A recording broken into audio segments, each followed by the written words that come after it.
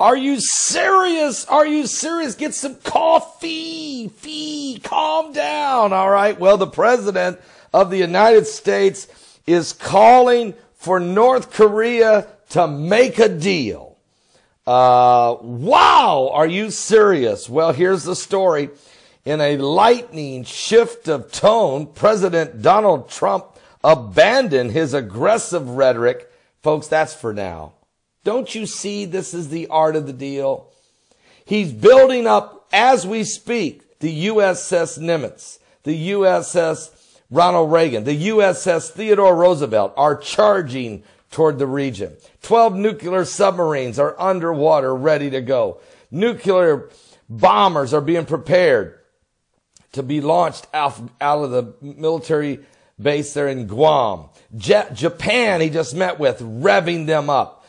He's preparing the South Koreans for the inevitable. But he also has to the South Koreans are very nervous, okay? Very, very nervous. So Trump is trying to offer them some hope of a peaceful resolution. So he's building up his forces. He's going to put a chokehold around Kim Jong-un. He's threatening to remove his regime. Decapitation assassin teams are on our boats. And he's going to meet with the Chinese. He's going to meet with Vladimir Putin of Russia. He's going to tell the Vietnamese and the Filipinos what exactly is about ready to happen. But while in South Korea, he's going to offer the olive branch. And if Kim Jong-un doesn't grab this right now, he will not be he won't be Kim Jong-un. He won't even be Kim Jong-boom. He will be Kim Jong-doomed. All right. Now here's what's going on. So in a striking shift of tone, President Donald Trump abandoned the aggressive rhetoric toward North Korea today, and he signaled a willingness to negotiate. He urged North Korea to come to the table and make a deal. This is his last olive branch before he delivers the hammer. Trump, in his first day on the Korean Peninsula, again pushed North Korea to abandon its nuclear weapons program, but sounded an optimistic note, saying confidently, if vaguely, ultimately, it will all work out. And while he said the United States would use military force if needed, he expressed his stronger inclination yet to deal with the rising tensions in North Korea through diplomacy. It makes sense for North Korea to come to the table and to make a deal, he said. It's good for the people of North Korea and for the world. Trump said during a news conference alongside South Korean President Moon Jae-in, I do see certain movement. Trump said he's seen a lot of progress in dealing with North Korea, though he stopped short of saying whether he wanted direct diplomatic talks. Trump also underscored the United States military,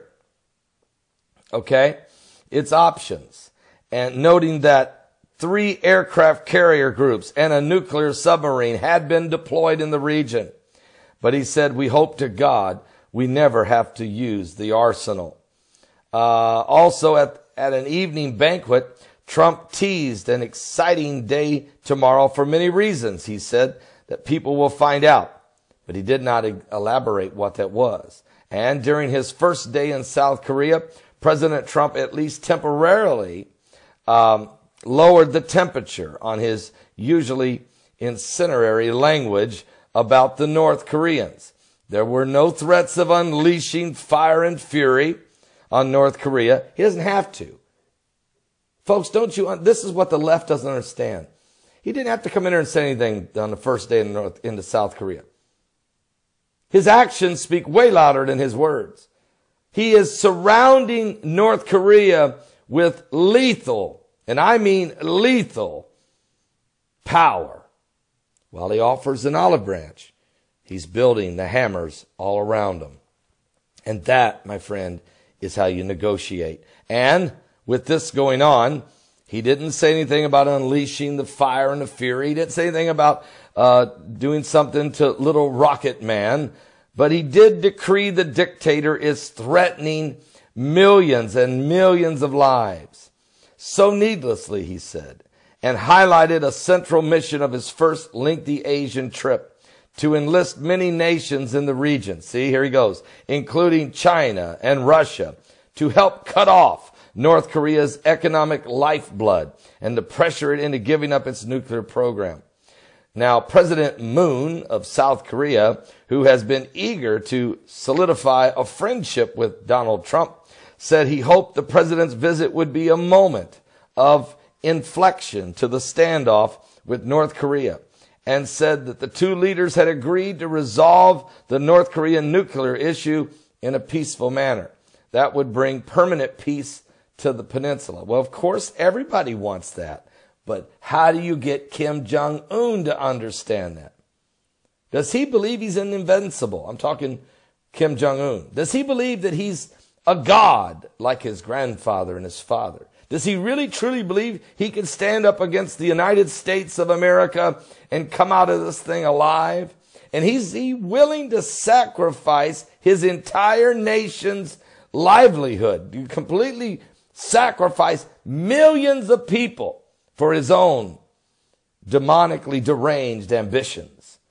I think he is. And I know that you have put this issue at the top of your security agenda, said President Moon. So I hope that your visit to Korea and to the Asian Pacific region will serve as an opportunity to relieve some of the anxiety that the Korean people have due to the North Korean provocations, and also serve as a turning point in resolving this North Korean nuclear issue. Trump did bemoan that previous administrations had not handled North Korea, saying now is not the right time to be dealing with this, but it's what I get, and it's what I got. He began this day in South Korea with a visit to the Camp Humphreys. That's the joint U.S.-Korean military base. But even as he walked among the weapons of war, he struck a hopeful note, saying, it always works out. Much as he did in Japan, Trump indicated that he would place the interlocking issues of security and trade at the heart of his visit. And he praised the South Koreans for their significant purchases of American military equipment and urged the two nations to have more equitable trade relationship. President Moon said the two agreed on lifting the warhead